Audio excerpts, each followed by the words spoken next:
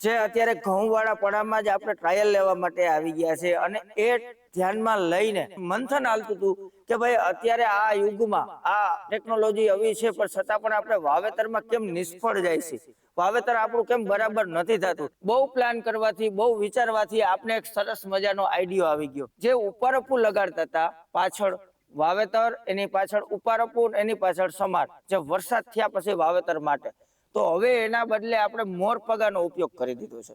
જેમ કે આ ધરતીની પ્રીમિયમ મોડલમાં આ વસ્તુ આપણે સક્સેસ થઈ છે. આ વસ્તુ આપણે કોઈ પણ ભારતની આપણી ઓરણી છે એમાં ફિટ કરવી હોય તો પણ શક્ય બનવાની છે, અઘરું કોઈ વસ્તુ નથી. આ અત્યારે 5 દાંતે 18ની જારીનું વાવેતર છે. એમાં આપણે 18ની જારી, 20ની જારી કે કોઈ પણ જારીનું વાવેતર આપણે આમાં સેટ કરી શકીએ. 27ની, 30ની, બરાબર.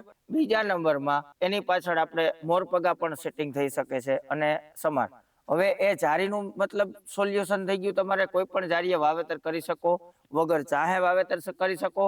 એના માટે આપણે ઈંધાણિયા છે. તો ઈંધાણિયા શું કામ કરશે મિત્રો? જે આ ઈંધાણિયા લીટો કરી જાય છે, હવે આ ઈંધાણિયાની સિસ્ટમ તમે જોઈ શકો છો, બહુ બેસ્ટ છે. હવે આ ઈંધાણિયા તમારે કાંઈ પણ આનો જે વજનથી એક લીટી કરી આવે, મસ્ત દેખાય છે. અને બીજા નંબરમાં કે એડજસ્ટ જેટલું કરવું હોય તો આમાં હોલ આપ્યા છે અને આ હરિયાની મદદથી આપણે અહીંયા લોક કરી દેવાનું છે. તમારે જે પણ કરવું હોય આ લોક કરી દે. બાકી આને જે કરવું હોય તમે જોવો છો, બરાબર છે. તો આ વસ્તુ પણ બહુ બેસ્ટ છે, હાવ આરામથી. આ વસ્તુ તમે જુઓ, આમ પણ આને ચાલ આપી દેવામાં આવી કે આજે અહીંયા કોઈ મોટો પથ્થર આવે તો એટલું વધારે થઈ શકે. ત્યારબાદ કોઈ એવો પ્રશ્ન આવ્યો તો આ ઊંચું પણ થઈ શકે.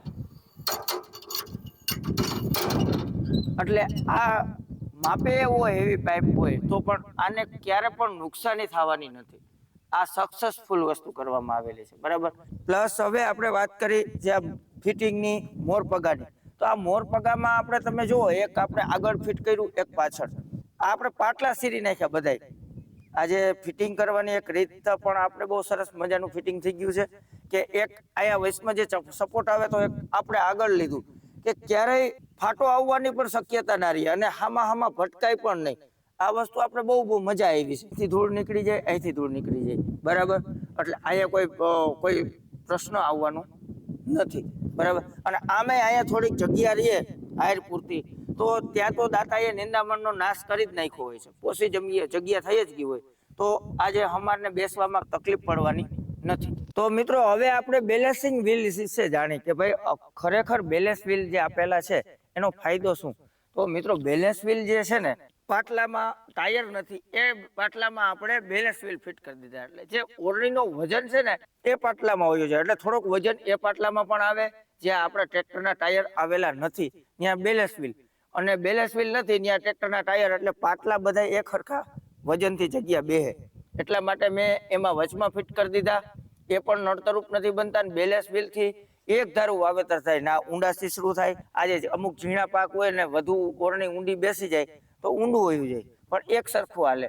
પ્લસ આનું હમારનું જે માગો કહેવામાં આવે છે એનું કામ પણ બેસ્ટ છે. તમે જોઈ શકો છો કે આટલો પોળો અને હેવી છે કે પાછળ જે બિયારણ છે એને આંજવામાં જમીન છે ને, વરસાદ થાય એટલે 2-3 દિવસ આપણે આનાથી વાવેતર કરીએ તો દાણા વાહટે નહીં અને ઉગાવવું વાહટે નહીં, એટલે સરસ મજાનું આવે.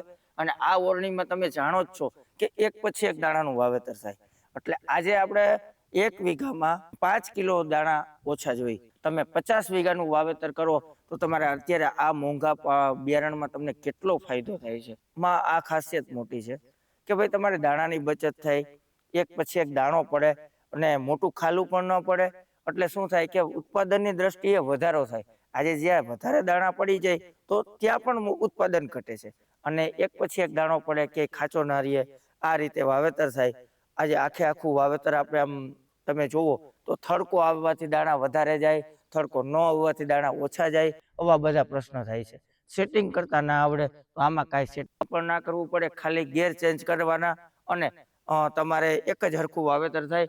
અને ગેર ચેન્જ કરવા માટે પણ કેટલું સરળ છે. તમે જો આ ગેર તમારે જે પણ સ્પીડનું કામ લેવું છે આરામથી આપણે ફેરબદલી કરી શકીએ છીએ.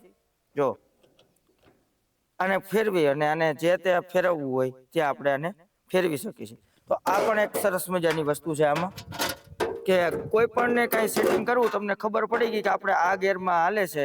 ખેડૂત મિત્રો ખાતર વાવવાની વાત કરી, તો આપણે આમાં મગફળીમાં પણ ખાતર વાવી શકીએ, એવું નથી ના વાવી શકીએ. આ ઓરણીમાં આપણે જે મોરપગા ફિટ કર્યા છે એની જગ્યાએ ક્રોસિંગ દાતા ફિટ કરી આપણે આ મોરપગા અહીંયા, મારો હજી એવો પ્લાન છે કે અહીંયા આપણે ખાતર વાવવાનું પણ સાથે આમાં કરી નાખવું છે કે સાઈડમાં, એટલે કે આપણું ખાતર મગફળીને ગરમ ન લાગે. એટલા માટેથી એ જ્યાં પણ આપણે ખાતર છૂટું મૂકી દઈએ તો પણ ચાલે, એટલે હારને ગરમ ના લાગે ઉગાવવામાં અને પાછળથી એને કામ આપે મગફળી મોટી થાય. એટલે કે ખાતર સાથે વાવવું પણ જરૂરી છે. અત્યારે અમે એમને ફિટિંગ રાખ્યું છે બરાબર, કે કઈ ચેન્જિંગ નથી કર્યું, પણ ખાતરના દાંડવાને આપણે બહાર કાઢી લેવામાં આવશે. એટલે હાયર ભેગું ખાતર વાવવાનું નથી, એ ખાસ ધ્યાન રાખવાનું છે. હવે આ ઓરણી આપણે કચરાવાળા પડામાં હાલે, આપણે અત્યારે આપણું ઘઉં વાળું પડવું છે, તો તમે આ મોરપગા હાલેલા છે તો આમાં ક્યાંય ઉપાડો નથી આવતો. અને આપણે લાઈવ રૂબરૂ જોઈ કે કઈ રીતે દંતાર કેટલો વ્યવસ્થિત હાલે છે ને. ભાઈ જરાક હાંકીને બતાવો તો કેવું સરસ હાલે છે તે આપણે જોઈ. ખેડૂત મિત્રો આપણે જોઈ શકો છો કે કઈ રીતે આપણી આ ઓરણી હાલી રહી છે. હવે આપણે સૌપ્રથમ વાત કરી તો બેલેન્સ વ્હીલની, તો બેલેન્સ વ્હીલ કેટલું સરસ મજાનું કામ આપે છે એ પણ તમે જોઈ શકો છો. ત્યારબાદ જે દાતારાનું વાવેતર થાય છે અને પાછળ આપણા મોરપગા આપણે કહી છીએ તે ચાલે છે નિંદામણ દૂર કરવા માટે. અને પાછળ હમાર જેમ કે માગો કહે છે. અને ખાસ વાત તો એ છે કે જે ઈંધાણિયા જેને ચાસ નાખેલા નથી તે લોકો ખાસ આનો ઉપયોગ કરે. અત્યારે આપણે આ પડામાં જે ટ્રાયલ લઈ છીએ આમાં અત્યારે ચા નાખેલા નથી. હવે ટ્રેક્ટરને ફરી વારી અને કઈ રીતે ઈંધાણીઓ આવે છે ટાયરમાં એ આપણે જોવાનું છે. તો આ બાજુની સાઈડ આપણે વારશું અને જે લીટો થતો જાય છે તો આ લીટો જે થાય છે હવે એની ઉપર આપણે વ્હીલ આવવું જોઈએ. આને કઈ રીતે સેટિંગ કરવું તે પણ આપણે જોવું. વારી લ્યો તમે જોવો કે હવે વારીને હવે ક્યાં ઈંધાણીઓ આવે છે, જીપીએસ ઉપર છે અત્યારે, પણ આપણે ઈંધાણિયાનો ટ્રાયલ લઈ છીએ. હાલો એ ઓટો સ્ટેરિંગ થઈ ગયું છે અને ઈંધાણિયા ઉપર ટાયર આવી ગયું છે. તમે જોવો છો આગળનું ટાયર અને ઈંધાણિયું તમે જોવો છો. એટલું બેસ્ટ રીતે હાલે છે. આ કચરાવાળા પડામાં હાંકવા માટે આપણે આ જુગાડ બનાવ્યો છે, આઈડિયો લગાડ્યો છે કે ભાઈ આપણે કંટાળી જાય છે વાવેતરમાં ઉપાડા કાઢવામાં. હવે આગળનું ટાયર આપણે જોઈએ કે જે ઈંધાણિયાનો લીટો છે ત્યાં આવે છે.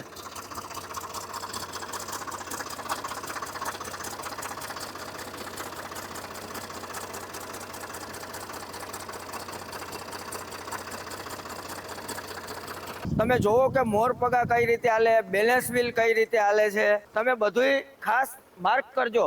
તમે જોવો કે આનો લીટો થતો જાય અને ચોમાસે લીટો બેસ્ટ રીતે દેખાય.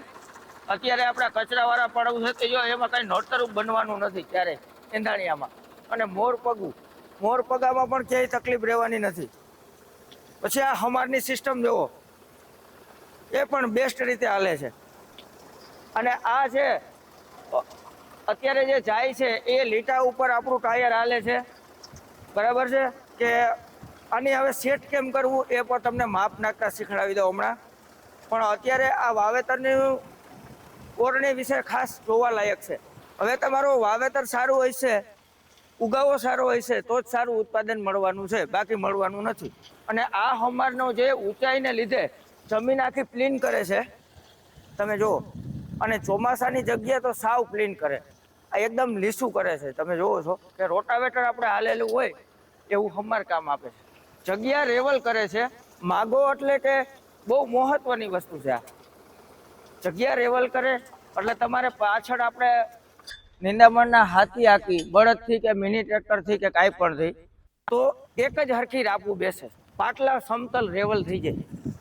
અને આપણે ઊંડા સીસરું કરવા માટે વધારે દાંતા બેસાડવા તો ટોપલીનનો એક આટો ટૂંકો કરી નાખી, ઓછા બેસાડવા તો એક આટો લાંબો કરી નાખી.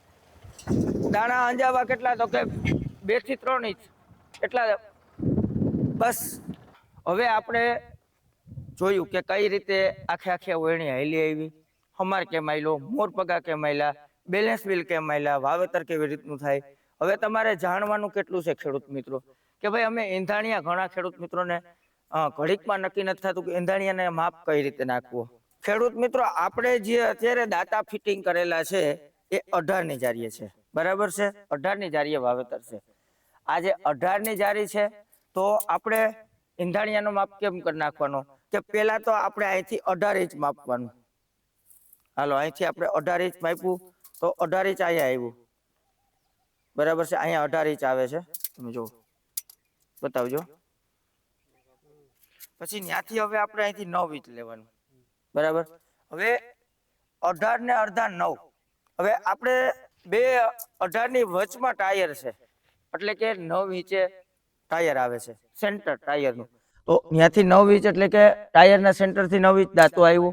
પછી દાંતાથી દાંતાની આપણે જગ્યા રાખવાની છે તો કે 18 ઇંચ એટલે 9 તેરીને 27. એટલે કાયદેસર આપણે છે ને 27 ઇંચ જગ્યા રાખવાની હોય. બરાબર, અહીંયા આપણે કાયદેસર 27 ઇંચ જગ્યા રાખવાની હોય. તો આપણે અત્યારે 28ની અહીંયા જગ્યા રાખી છે. એનું એ કારણ છે કે આપણા જે આગળના ટાયર છે એ 56ની જારીએ છે. બરાબર, બધા ટ્રેક્ટર નાના ટ્રેક્ટરમાં 54ની જારીએ હોય તો તમારે 27 ઇંચ રાખવાની છે. મારે 56ની જારીએ છે એટલે મારે 28 દુને 56 એટલે મારે આગળના ટાયર 56 ઇંચ છે. હવે માની લ્યો કે તમારે 27ની જારીએ વાવેતર થાય છે મગફળીનું અને તમારે આ રીતે ઈંધાણિયા લગાડવા છે. આ જે દાંતો છે એની જગ્યા 27 છે તો 27ના અડધા કેટલા થાય? 13, 13.5 ઇંચ. 13.5 ઇંચ 27 ઇંચમાં આપણે ભેળવવામાં. સમજી ગયા તમે? જેમ 18માં 9 ઇંચ ભેળવા એમ 27માં 13.5 એટલે કેટલા થાય? 27 ને 13 એટલે 40 થી 41 ઇંચ થાય, 41.5 ઇંચ થાય. તો આપણે આ દાઢાથી 41 ઇંચ લગન અહીંયા લંબાડવાનું જોવાનું.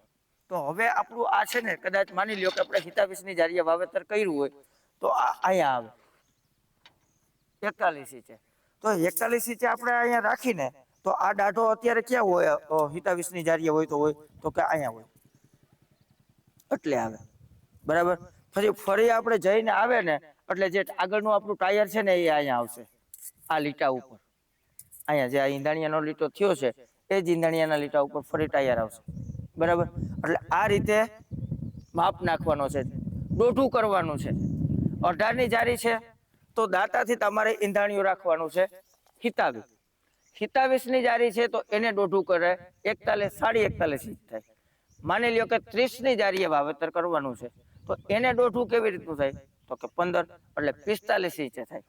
સમજી ગયા આખી વાત કે દોઢું કરી નાખવાનું.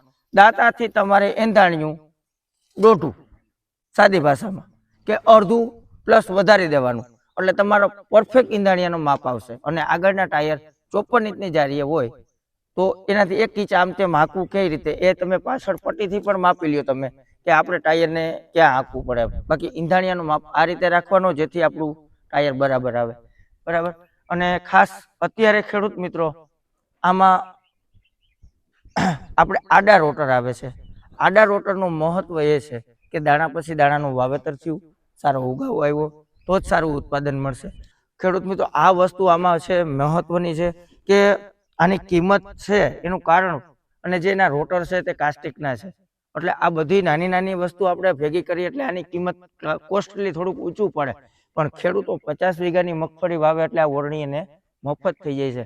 અને ખાસ એવો પણ ટ્રાયલ લેવા માંગી છે કે 5 વીઘાની મગફળી આનાથી વાવો, 5 વીઘાની સાદી ઓરણીથી વાવો અને છેલ્લે ઉત્પાદનમાં પણ કેટલો ફરક જોવા મળે એ પણ તમારે એક ડિસાઇડ કરવાનું છે. અને પેલા 5 કિલો જે બિયારણ બચે છે, 5 કિલો નહીં 3 કિલો વીઘે ખાલી બિયારણ આપણું બચત કરે આ ઓરણી તો પણ ક્યાં જાય? છેલ્લે આપણે જે દાંડવામાં ઢગલા થાય એ ના થાય અને 3 દાણા પડે વળી 3 ખાલું પડે વળી 3 દાણા પડે તો આમાં એક જ હરખા દાણા પડે, ન મોટું ખાલું પડે કે નહીં કાંઈ. એટલે આ ઓરણીનું મહત્વ જ આખું આપણે એ રહીએ છીએ. A to Z વસ્તુ તમને બતાવી દીધી છે, કઈ રીતે આયલી, કઈ રીતે વાવેતર થાય, કઈ રીતે મોરપગા ફિટિંગ કર્યા, કઈ રીતે હમાર ફિટિંગ કર્યો અને આની કિંમત શું છે બધુંય. તો આ વસ્તુ ખરીદવા માટે હું તમને ડિસ્પ્લે કરેલા નંબર ઉપર કોન્ટેક્ટ કરો.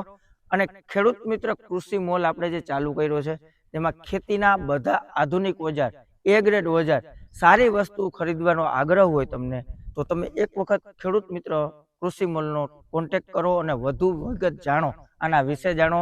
રોટાવેટર, પ્લાવ, તોતાહળ, થ્રેસર, મગફળીના આધુનિક થ્રેસર જે ટોકરી મોડેલ ગૌતમના તે પણ આપણે અવેલેબલ છે.